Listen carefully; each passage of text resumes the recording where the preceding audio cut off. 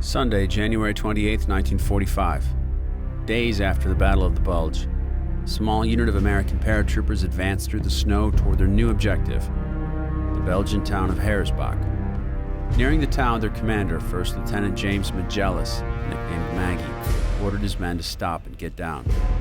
He spotted movement in the distance, a mass of men that quickly made themselves clear, a large force of German infantry advancing from the town, completely unaware of the Americans' presence. Outnumbered and outgunned, Maggie knew he had one distinct advantage, the element of surprise. Without hesitation, he ordered his men to attack. Charging forward, Maggie's paratroopers overran the stunned Germans within minutes. More than 100 were killed, and those still standing tossing their weapons to the ground in surrender.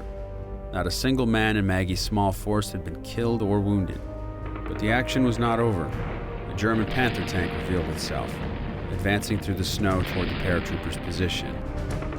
Acting decisively and without regard for his own life, Maggie charged the tank, disabling its tracks with one grenade before eliminating its crew with a second, saving the lives of many of his men. The battle won, Maggie was recommended for the Medal of Honor.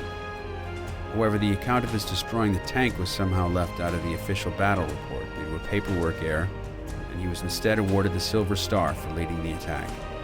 The battle at Heeresbach was not Maggie's first.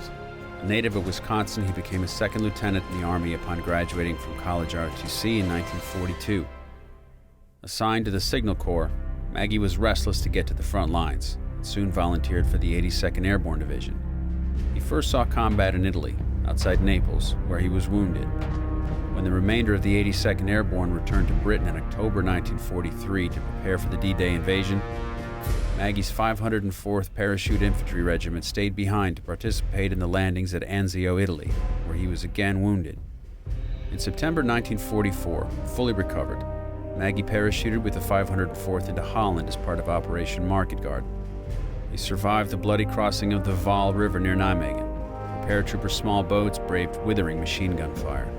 That same day, Maggie single-handedly attacked a German observation post and machine gun nest, actions for which he would receive the Army's second highest award, the Distinguished Service Cross. Following the Battle of the Bulge and the fight at Heeresbach, Maggie regrouped his men to defend against German counterattacks and hold the town, a key jump-off point for the 82nd Airborne's advance toward the Siegfried Line and into Germany.